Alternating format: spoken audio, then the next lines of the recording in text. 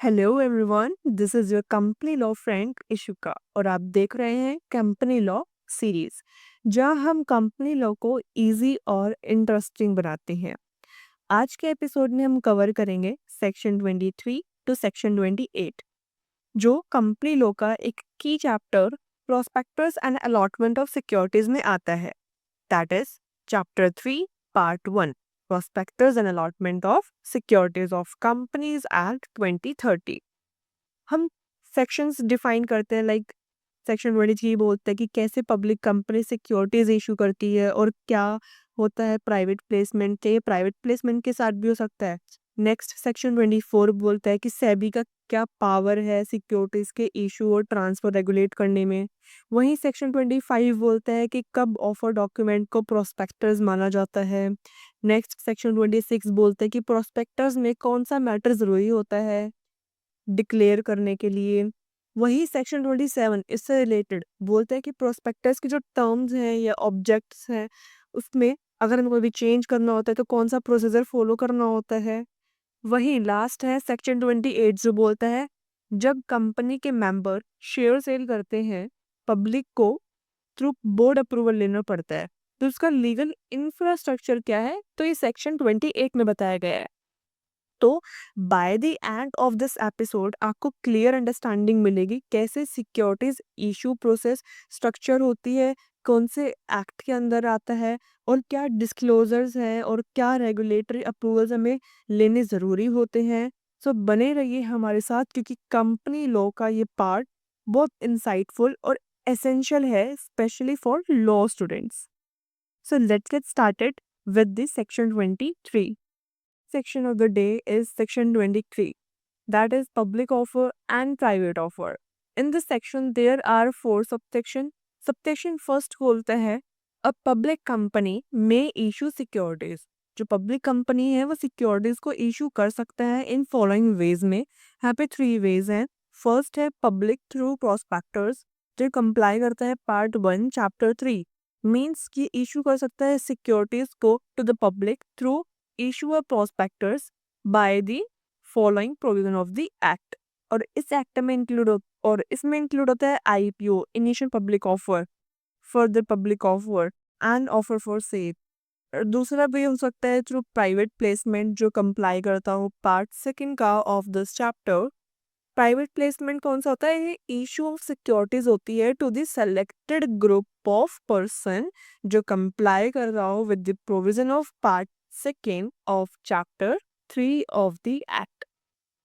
या third way हो सकता है through right issue or a bonus issue according to provision of this act. Right issue कौन सा होता है? जो ऑफर करते हैं शेयर्स को टू एग्जिस्टिंग शेयर होल्डर्स को in proportion to their current holdings.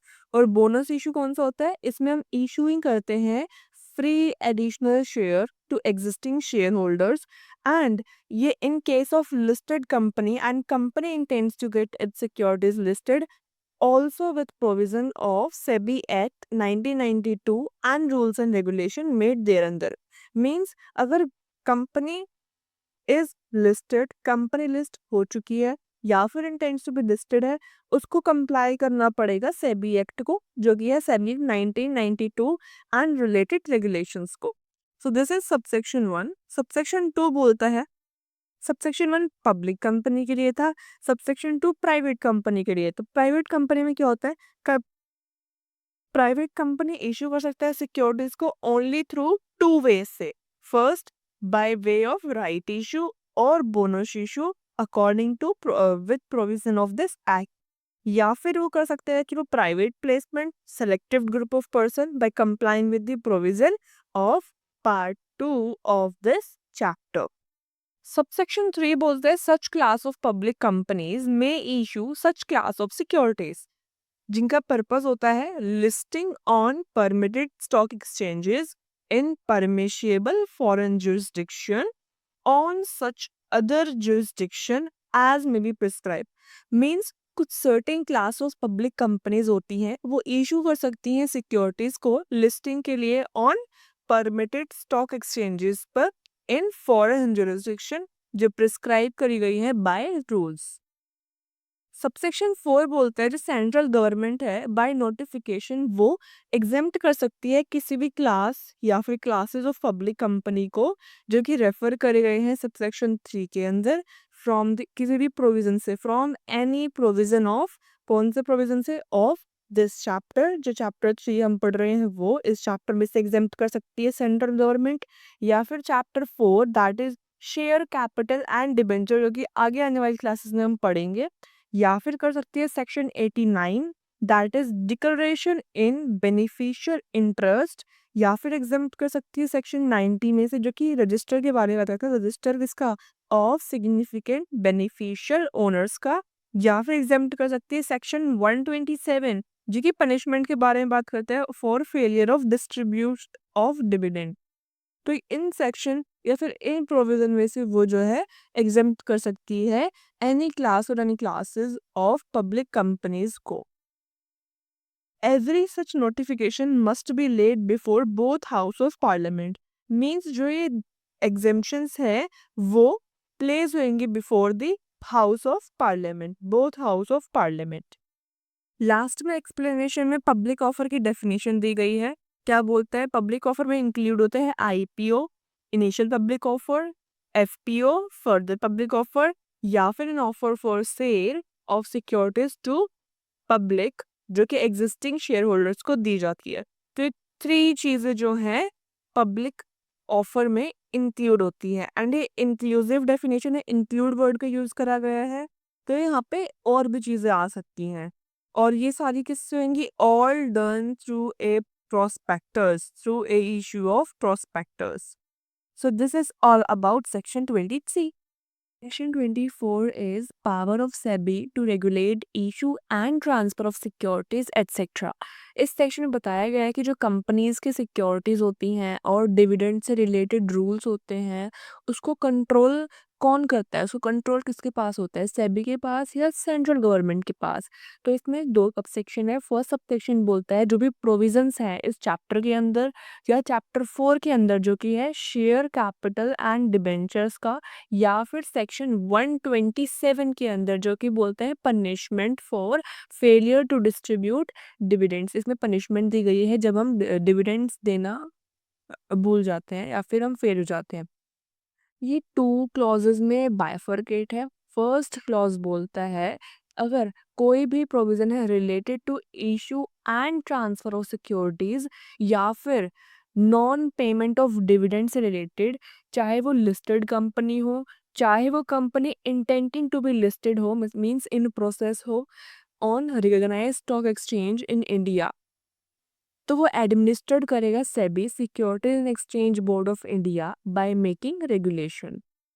B clause बोलता है या फिर कोई अदर केस है, एनी अदर केस है अदर देन लिस्टेड कंपनी है, तो वो एडमिनिस्ट्रेट करेगा सेंट्रल गवर्नमेंट। इसकी एक्सप्लेनेशन में बोला गया है अगर जो पावर्स होती हैं, ऑल पावर्स होती हैं relating to all other matters like prospectus या फिर रिटर्न ऑन अलॉटमेंट या फिर रिडेम्पशन ऑफ प्रेफरेंस शेयर्स या फिर कोई भी अदर मैटर्स है, तो वो एक्सरसाइज करेगा सेंट्रल गवर्नमेंट ट्रिब्यूनल या फिर रजिस्ट्रार। सबसेक्शन 2 में बेसिकली सेबी की पावर्स दे रखी हैं, जो सेबी को सिक्योरिटी से रिलेट होते हैं, जो भी मैटर्स होते हैं, तो वो पावर कहाँ से मिलती है, सेबी एक्ट 1992 के अंडर दी गई हैं। जैसे कि सेक्शन 11 इन्वेस्टिगेशन रेगुलेशन और इन्वेस्टर्स की प्रोटेक्शन के लिए पावर्स होती हैं जो, या फिर सेक्शन 11A जो कि इशू ऑफ कैपिटल और डिस्क्लोजर से रिलेटेड होती हैं पावर्स, या फिर सेक्शन 11B जो कि डायरेक्शंस देने की पावर होती हैं जैसे कि कंपनी को ऑर्डर करना, like. And next one is section 11D जो कि बोलता है सीजेस एंड डिसिस्ट ऑर्डर्स, जहाँ पे रुकने का ऑर्डर होता है। सो this is all about section 24। Section 25 is document containing offer of securities for sale to be deemed prospectors। Basically ये वाला सेक्शन में बताया गया है deemed prospectors। इसमें 4 सबसेक्शन है। तो सबसेक्शन 1 बोलता है कि जब कंपनी अलॉट करती है या अलॉट करने का एग्रीमेंट करती है किसी पर्सन को, जिससे वो पर्सन का इंटेंशन होता है कि वो सिक्योरिटीज पब्लिक को बेचा जाएगा, मीन्स वो जो पर्सन है वो पब्लिक को ऑफर करेगा, तो जो डॉक्यूमेंट पब्लिक को दिया जाता है उस डॉक्यूमेंट को प्रोस्पेक्टस माना जाएगा। Deem to be a prospectus issued by the company, मतलब चाहे कंपनी डायरेक्टली प्रोस्पेक्टस इशू ना करे, लेकिन अगर किसी और के थ्रू पब्लिक को सिक्योरिटीज बेची जा रही है तो वो भी प्रोस्पेक्टस के रूल्स के अंडर आएगा। एंड जो सारी इनेक्टमेंट्स हैं, रूल्स हैं, जो भी कंटेंट्स हैं प्रोस्पेक्टस के, एंड जो भी लाइबिलिटीज़ हैं इन रिस्पेक्ट ऑफ मिस स्टेटमेंट या फिर ओमिशन फ्रॉम प्रोस्पेक्टस, तो वो अप्लाई होंगे उस पर modifications according to subsection 3 and subsection 4, and वो इफेक्ट होंगी अकॉर्डिंगली एज जो सिक्योरिटीज़ हैं वो ऑफर करी गई थी पब्लिक को for subscription. And if person accepting in respect of any securities were subscriber, means जब कंपनी सिक्योरिटीज किसी और के थ्रू पब्लिक को ऑफर की करती है, तो जो पब्लिक ने सिक्योरिटीज एक्सेप्ट की उन्हें वैसे ट्रीट किया जाएगा जैसे उन्होंने डायरेक्टली कंपनी का प्रोस्पेक्टर सब्सक्राइब किया हो। मतलब अगर पब्लिक को मिला है तो वो सब्सक्राइबर माने जाएंगे जैसे कि डायरेक्टली उसको कंपनी ने ऑफर करा हो। लाइबिलिटी जो है उस पर्सन की मान जाएगी जिसने ऑफर बनाया था, किसी मिस स्टेटमेंट हो गई है या फिर कोई भी डॉक्यूमेंट में कोई भी गलत बात हो गई है या फिर कोई भी ओमिशन हो गया है, तो वहाँ पे उस पर्सन को भी लाइबल माना जाएगा जिसने ऑफर मेक किया है या फिर किसी ने ऑफर करा है, तो वो पर्सन भी लाइबल माना जाएगा। Next, subsection 2 is it shall, unless contrary is proved, be evidence that an allotment or agreement to allotment securities being made offered for sale to public, means अगर कोई भी डाउट हो कि अलॉटमेंट पब्लिक को बेचने के लिए हुआ था या नहीं, तो ये टू सर्कमस्टांसेस हैं वहाँ पे ये एविडेंस माने जाएंगे। मीन्स हमें टू क्लॉजेस दी गए हैं। फर्स्ट में बोला गया है कि कोई भी अलॉटमेंट हुआ है 6 मंथ के अंदर अगर सिक्योरिटीज का पब्लिक ऑफर कर दिया गया हो। बी क्लॉज बोलता है जब ऑफर हुआ हो तब कंपनी को पूरा पैसा रिसीव ना हुआ हो, मीन्स जो होल कंसिडरेशन है वो रिसीव ना हुआ हो। तो ये दो सर्कमस्टांसेस एविडेंस मानी जाएंगी। सबसेक्शन 3 इज सेक्शन 26 के जो भी मैटर्स 26 बोलता है matters to be stated in prospectus, तो जब भी अप्लाई होएगा वो भी अप्लाई होएगा मीन्स, बट वो जब भी अप्लाई होएगा कुछ एक्स्ट्रा चीज़ें जो है हमें लिखनी होंगी प्रोस्पेक्टस के अंदर। तो कौन से मैटर्स ऐड करने होंगे?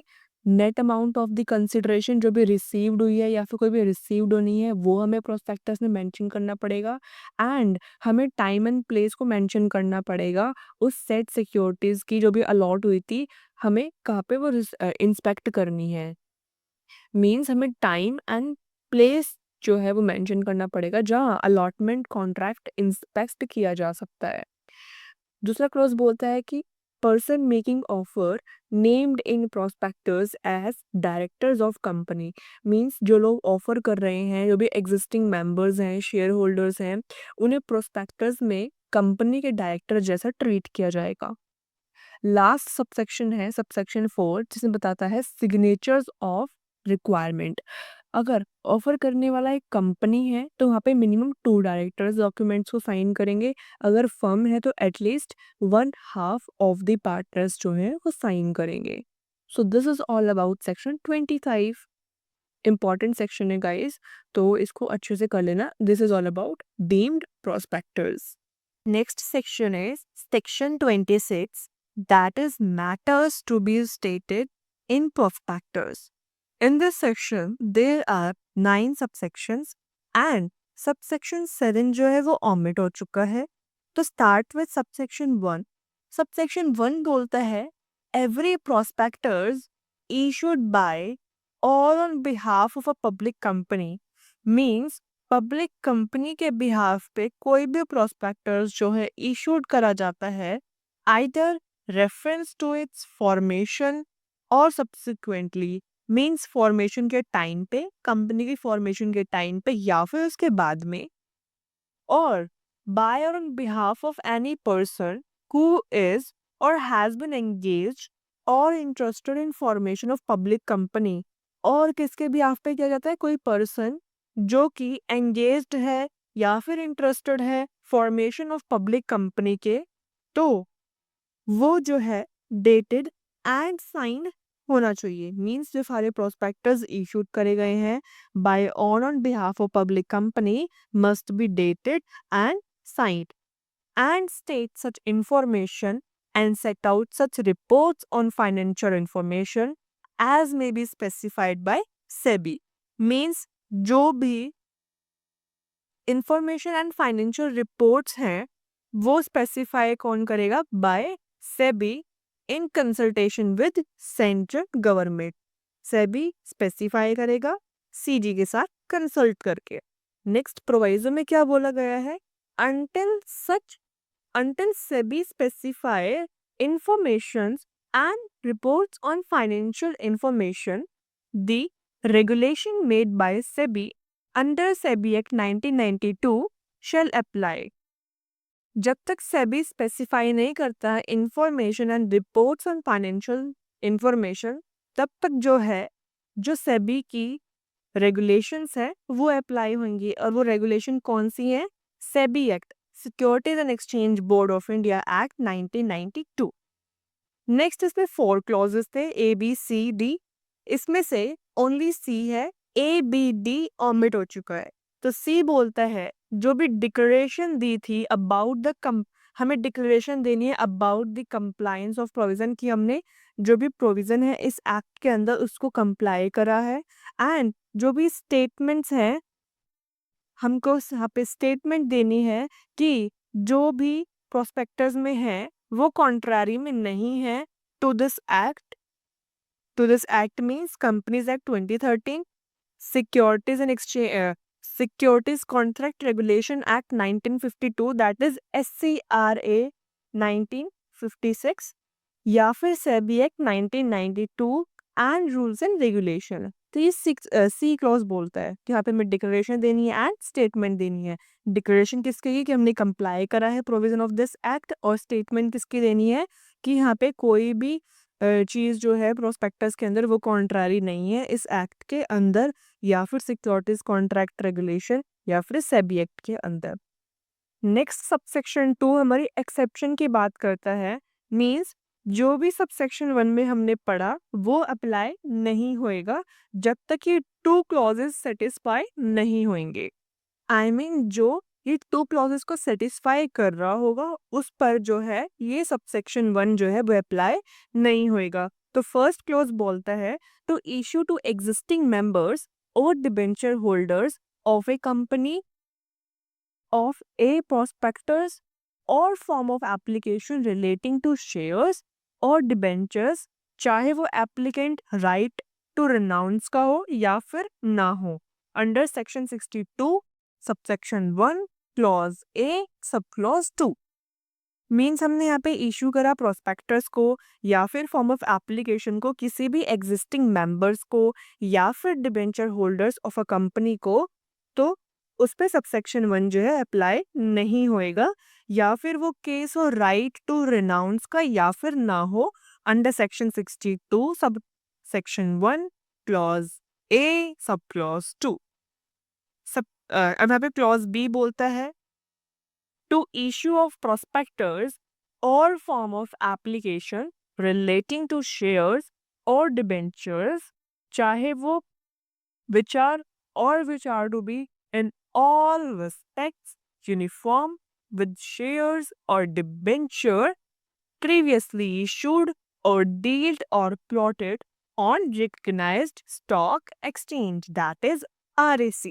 मीन्स हमने यहाँ पे प्रोस्पेक्टस को इशू करा जो कि रिलेटेड था रिलेटिंग टू शेयर्स या फिर डिबेंचर्स दैट आर यूनिफॉर्म जो कि यूनिफॉर्म थे विद दोज किसके साथ जो कि ऑलरेडी लिस्टेड है और या क्योटेड है on recognized stock exchange. Sub clause 3 sorry subsection 3 बोलता है एप्लीकेबिलिटी के बारे में। यहाँ पे बोलता है सब्जेक्ट टू सबसेक्शन 2, जो भी हमने एक्सेप्शन पढ़ी सबसेक्शन 2 के अंदर एंड जो प्रोविजन है सबसेक्शन 1 के वो उस पर अप्लाई हो जाएंगे। मींस यहाँ पे सबसेक्शन 3 प्रिवेल कर जाएगा सबसेक्शन 2 के अंदर। हमने सबसेक्शन 2 में एक्सेप्शन पढ़ी कि वो उस पर अप्लाई नहीं होएगा सबसेक्शन 1। सबसेक्शन 3 बोलता है कि ये सबसेक्शन 2 अप्लाई हो जाएगा कौन से केस में? To a prospectus or a form of application, whether issued or reference to formation of company or subsequently. Means ये अप्लाई हो जाएगा सारे प्रोस्पेक्टर्स पर, चाहे वो at the time of company पे बना हो, मीन्स कंपनी फॉर्मेशन के टाइम पे बना हो या फिर बाद में बना हो। नेक्स्ट इसकी एक्सप्लेनेशन में दिया गया है कि जो भी डेट मेंशन्ड है प्रोस्पेक्टस के अंदर वो क्या होएगी? Is deemed to be the date of publication. हम उसको डेट ऑफ पब्लिकेशन की डेट मान लेंगे। सबसेक्शन 4 बोलता है कि कोई भी प्रोस्पेक्टस इशूड नहीं होएगा, no prospectus shall be issued unless, कब तक? मीन्स एक्सेप्ट, मीन्स कौन से केस में प्रोस्पेक्टस इशू हो जाएगा?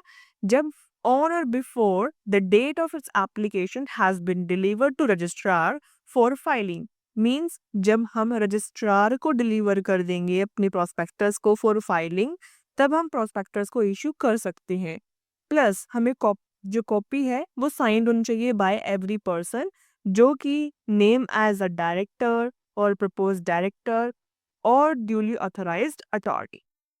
नेक्स्ट सबसेक्शन 5 बोलता है कि आप prospectus issued subsection 1 in subsection 1, means जो भी प्रोस्पेक्टस हमने सबसेक्शन 1 में इशू करा है वो अगर इंक्लूड नहीं करता statement purporting to be made by expert unless, और कब वो स्टेटमेंट इंक्लूड कर सकता है एक्सपर्ट की? जब वो एक्सपर्ट जो है वो एंगेज नहीं होना चाहिए या इंटरेस्टेड नहीं होना चाहिए इन द फॉर्मेशन और प्रमोशन और मैनेजमेंट।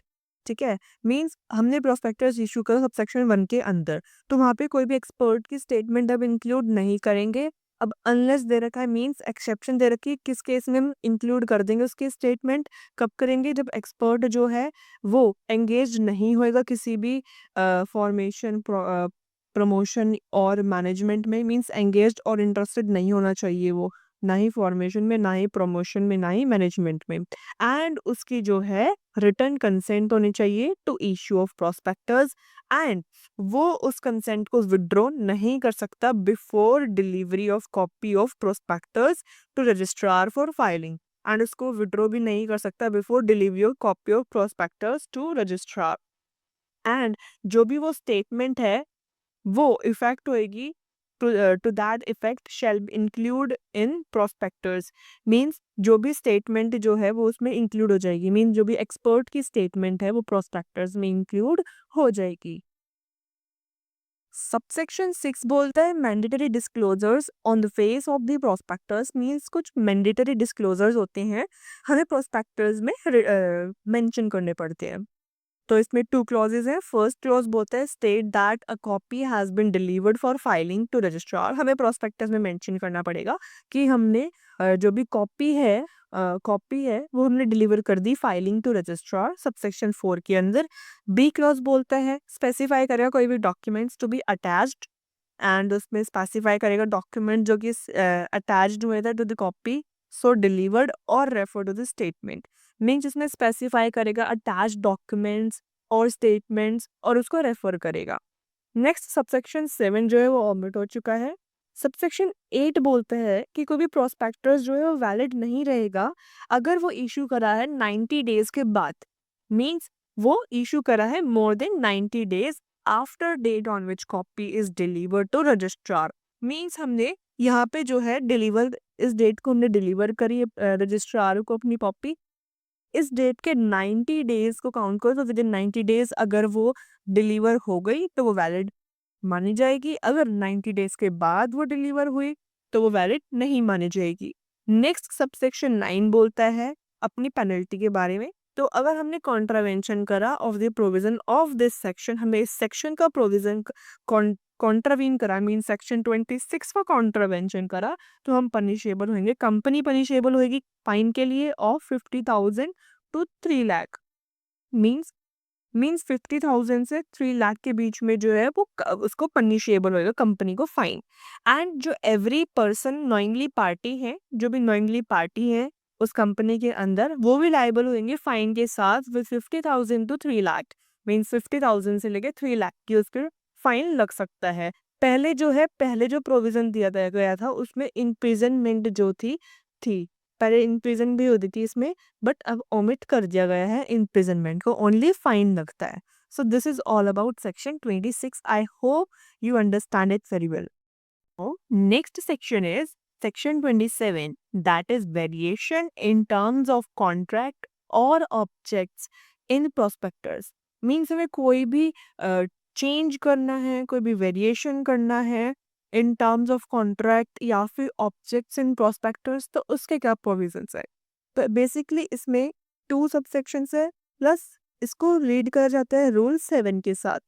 तो सबसेक्शन 1 बोलता है कि a company shall not vary the term of a contract referred in prospectus or objects for which prospectus issued. Means कोई भी कंपनी जो है वो अपने टर्म्स को वेरी नहीं कर सकती जो कि प्रोस्पेक्टर्स और ऑब्जेक्ट्स ऑफ विच प्रोस्पेक्टर्स उसने इशू करे गए हैं वहाँ पे मेंशन्ड है. एक्सेप्ट अब कब कर सकती है, जब वो अप्रूवल लेगी और subject to an authority given by company in journal meeting by way of special resolution. तो वो कब वेरी कर सकती है टर्म्स ऑफ कॉन्ट्रैक्ट को, जब वो अप्रूवल लेगी और कंपनी की अथॉरिटी जो है वो दी गई होगी जर्नल मीटिंग के अंदर bye way of special resolution. तो स्पेशल रेजोल्यूशन जो है उसको पास करना पड़ेगा. तो इसमें फर्स्ट प्रोवाइजर बोलता है कोई भी जो डिटेल्स हैं of notice in respect of such resolution to share holders वो पब्लिश्ड होंगे इन न्यूज़पेपर. अब कौन से डिटेल्स है वो प्रिस्क्राइब करी गई है रूल 7 के अंदर. तो हम उसको पब्लिश करेंगे 1 इंग्लिश लैंग्वेज में एंड 1 वर्नाकुलर लैंग्वेज में जहाँ पे registered office is situated. Plus उसमें इंडिकेट करें क्लियरली कि हमारी जस्टिफिकेशन क्या है उस सच वेरिएशन की. मीन्स हम रीजन देंगे कि हम इस चीज को वेरी क्यों करना चाहते हैं. Now move on towards rule 7 कि रूल 7 क्या बोलता है. तो रूल 7 बेसिकली बोलता है variation in terms of contracts referred in the prospectus or objects for which prospectus was issued. तो बेसिकली इसमें 3 सब रूल है. सब रूल 1 बोलता है if a company has means अगर कंपनी रेज करती है मनी पब्लिक से थ्रू प्रोस्पेक्टस एंड कोई भी जो मनी है वो अनयूटिलाइज्ड अमाउंट रह जाती है, एनी अनयूटिलाइज्ड अमाउंट जो है रह जाती है out of the money so raised, जितनी मनी रेज करी थी उसमें से कुछ अनयूटिलाइज्ड रह जाती है, then it cannot vary the term of contract or object stated in the prospectus. Means उस अनयूटिलाइज्ड अमाउंट को यूटिलाइज करने के लिए हम वेरी नहीं कर सकते. मीन्स हम चेंज नहीं कर सकते टर्म्स को ऑफ कॉन्ट्रैक्ट्स और ऑब्जेक्ट्स को जो कि प्रोस्पेक्टस में लिखा गया है, हम उसको वेरी नहीं कर सकते. नेक्स्ट बोला गया है अनलेस एक्सेप्ट हम कर सकते हैं कब, a special resolution is passed through postal ballot. हमें स्पेशल रेजोल्यूशन पास करना पड़ेगा थ्रू पोस्टल बैलेट से. नेक्स्ट इसमें बोला गया है नोटिस ऑफ पोस्टल बैलेट. अब पोस्टल बैलेट में क्या क्या इंक्लूड होएगा, मीन जिसके नोटिस में क्या क्या हम इंक्लूड करेंगे. हम मेंबर्स को शेयर होल्डर्स को हम नोटिस भेजेंगे तो उस नोटिस में हम क्या क्या इंक्लूड करेंगे. तो उसमें हम इंक्लूड करेंगे original purpose object of the issue की हमारा ओरिजिनल ऑब्जेक्ट पर्पस क्या था उसको इशू करने का, प्लस टोटल मनी कितनी रेज हुई थी, मनी यूटिलाइज्ड कितनी हुई है, एक्सटेंट ऑफ अचीवमेंट हमने कितना अचीव कर लिया है उस प्रपोज्ड ऑब्जेक्ट का, कितना अनयूटिलाइज्ड अमाउंट है फ्रॉम फंड रेज्ड, पर्टिकुलर्स क्या है प्रपोज्ड वेरिएशन के एंड रीजन एंड जस्टिफिकेशन देंगे उस वेरिएशन का, एंड प्रपोज्ड टाइम लिमिट क्या है to achieve the valid objects, propose time limit बताएंगे एंड उसमें क्लोज वाइज डिटेल्स देंगे as per rule 3 sub rule 3 जो कि सिमिलर है टू दोज जो कि रिक्वायर्ड होते हैं ओरिजिनल प्रोस्पेक्टस ऑब्जेक्ट के, उसके सिमिलर होता है ये. देन हम रिस्क फैक्टर्स बताएंगे रिलेटिंग टू न्यू ऑब्जेक्ट्स और कोई भी अदर मैटर जो कि रेलेवेंट इंफॉर्मेशन है जो कि नेसेसरी है for members to take an inform decision. Sub rule 2 बोलता है एडवर्टीजमेंट ऑफ नोटिस. हमें उस नोटिस का एडवर्टीजमेंट करना पड़ेगा in form PAS1 means form PAS 1 में हमें उसको एडवर्टाइज करना पड़ेगा. प्लस हम उसको पब्लिश करना पड़ेगा न्यूज़पेपर के अंदर 1 इंग्लिश एंड 1 वर्नाकुलर जहाँ पे रजिस्टर्ड ऑफिस सिचुएटेड है. प्लस हम उसको पब्लिश करेंगे simultaneously with dispatch of postal ballot notice to share holder. Means हम जब भी डिस्पैच करेंगे पोस्टल बैलेट को, जब हम डिस्पैच करेंगे पोस्टल बैलेट को, उसी के साथ पोस्टल बैलेट नोटिस को डिस्पैच करेंगे, उसी के साथ साथ हम पास 1 जो है वो फॉर्म फिल कर देंगे। सब रूल 3 बोलता है वेबसाइट डिस्क्लोजर। मीन्स अगर कोई भी कंपनी की वेबसाइट है तो वहाँ पे भी हमें उस नोटिस को प्लेस करना पड़ेगा। तो ये बोलते हैं रूल 7। अब आ जाते हैं हमारा सेक्शन 27, वही सब सेक्शन 1 पर, उसका सेकंड प्रोवाइजो पे। उसका सेकंड प्रोवाइजो बोलता है कि सच कंपनी, वो जो कंपनी है वो यूज नहीं कर सकती एनी अमाउंट को रेज्ड थ्रू प्रोस्पेक्टर्स। वो जो अमाउंट है उसको यूज नहीं कर सकती, मींस रेज्ड नहीं कर सकती through prospectors for buying, trading या फिर अदरवाइज जो डील करता है इक्विटी शेयर्स में of any other listed company. Next subsection 2 बोलता है डिसेंडिंग शेयर होल्डर्स। यहाँ पे डिसेंडिंग शेयर होल्डर्स कौन से होते हैं? वो शेयर होल्डर्स जो कि एग्रीड नहीं होते उस प्रपोजल पे, मीन्स जो प्रपोजल पास करे था उस पे वो एग्रीड नहीं है कि वो चेंज करे द टर्म्स ऑफ कॉन्ट्रैक्ट और ऑब्जेक्ट्स जो कि प्रोस्पेक्टस में रेफर्ड करे गए हैं। तो वो उनको क्या दिया जाएगा? एक एग्जिट ऑफर दिया जाएगा कि आप यहाँ से एग्जिट कर सकते हो, तो उनको एक एग्जिट ऑफर करा जाएगा। कौन करेगा? बाय प्रमोटर्स और controlling share holders at such exit price. उस एग्जिट प्राइस पर जो है उसको एग्जिट ऑफर करा जाएगा किनको? डिसेंडिंग शेयर होल्डर्स को, उस मैनर में जो सेबी की रेगुलेशन में दिए गए हैं। फिर this is all about section 27। The important section है तो इसको याद रखना guys. Next section is section 28, that is offer of sale of shares by certain members of company। इसमें टोटल 3 सबसेक्शंस हैं। तो फर्स्ट सबसेक्शन बोलता है कि where certain members of a company proposes, means कुछ certain members है company के, वो प्रपोज करना चाहते हैं whole or part of their holding of share to public. Means अपना पूरा पार्ट या फिर उसमें से कुछ हिस्सा होल्डिंग ऑफ शेयर वो पब्लिक को ऑफर करना चाहते हैं। तो उसको बोर्ड ऑफ डायरेक्टर से कंसल्ट करना पड़ेगा ऑफर के लिए in accordance with the provision of any law, और वो प्रोसीजर उसको फॉलो करना पड़ेगा जो रूल 8 में दिया गया है। तो now move on towards rule 8 जो बोलता है offer of sale by member. इसमें फर्स्ट सब रूल बोलता है कि जो भी प्रोविजन है of part 1 of chapter 3, that is prospectus and allotment of securities, and जो भी रूल्स मेड है उसके अंदर वो एप्लीकेबल होंगे to an offer of sale, जो कि सेक्शन 28 सब सेक्शन 1 में हमने पढ़ा। वो सारे सब पे एप्लीकेबल होंगे एक्सेप्ट अब कुछ प्रोविजंस है उससे रिलेटेड वो उस पे अप्लाई नहीं होएगा। तो हम यहाँ पे 4 एक्सेप्शंस की बात करेंगे। फर्स्ट एक्सेप्शन बोलता है अगर provision relating to minimum subscription है उस पर अप्लाई नहीं होएगा। अगर provision relating to minimum application value है तो उस पर अप्लाई नहीं होएगा। अगर provision relating to any statement है जो कि बीओडी ने बनाई गई है in respect of utilization of money तो उस पर एप्लीकेबल नहीं होएगा। या फिर कुछ अदर प्रोविजंस है या फिर कुछ अदर इंफॉर्मेशन है जहां पर द ऑफरर है can not reasonable provide with detail justification, तो वहां पे ये 4 चीजें जो है उस पर सेक्शन 28 एप्लीकेबल नहीं होएगा ऑफर ऑफ सेल वाला। देन इसी रूल का सब रूल 2 बोलता है the prospectus issued under section 28, जो सेक्शन 28 के अंदर प्रोस्पेक्टस इशूड करा गया है वो डिस्क्लोज करेगा। उसमें मतलब लिखा होना चाहिए, उसमें डिस्क्लोज होना चाहिए क्या?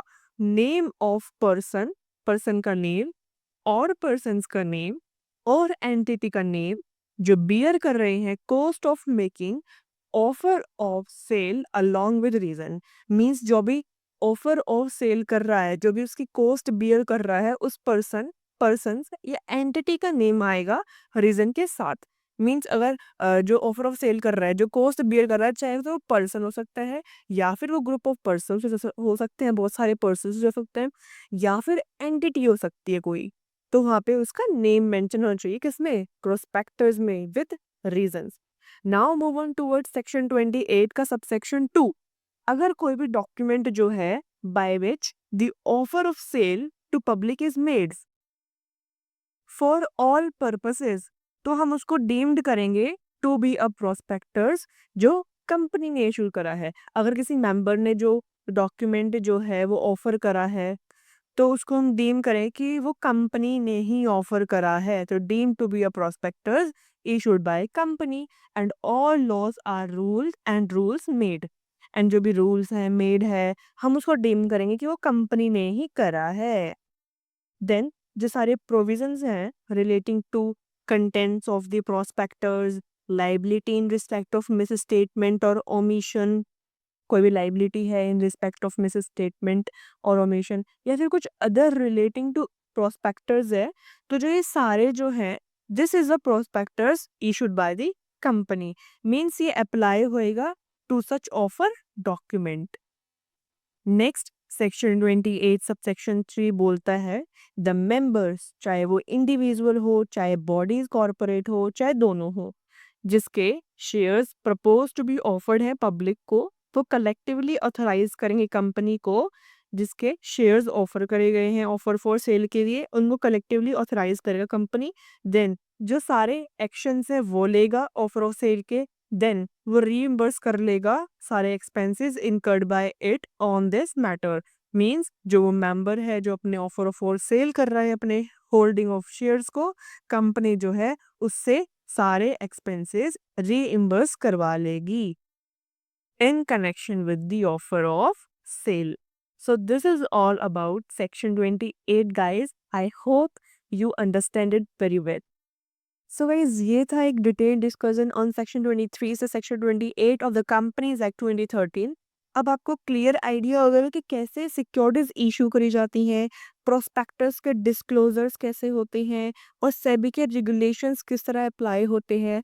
अगर आपको ये वीडियो हेल्पफुल लगा हो ना, तो इसको लाइक बटन ज़रूर दबाना, अपने फ्रेंड्स के साथ इसको ज़रूर शेयर करना जो कंपनी लोग पढ़ रहे हैं, और सब्सक्राइब करके बेल आइकन प्रेस ज़रूर करना ताकि आपको अगला एपिसोड तुरंत मिल जाए। और हाँ, कमेंट सेक्शन में बताइए कि सबसे ज़्यादा आपको यूज़फुल कौन-सा सेक्शन लगा, या अगर आपके कोई डाउट्स हैं तो वो भी लिखिए। मैं कोशिश करूँगी अगले वीडियो में उसको कवर करूँ। मैं मिलती हूँ आपको नेक्स्ट एपिसोड में जिसमें हम कंपनीज़ एक्ट के नेक्स्ट सेक्शन को डिटेल में समझेंगे। Till then keep learning and keep growing. Thank you.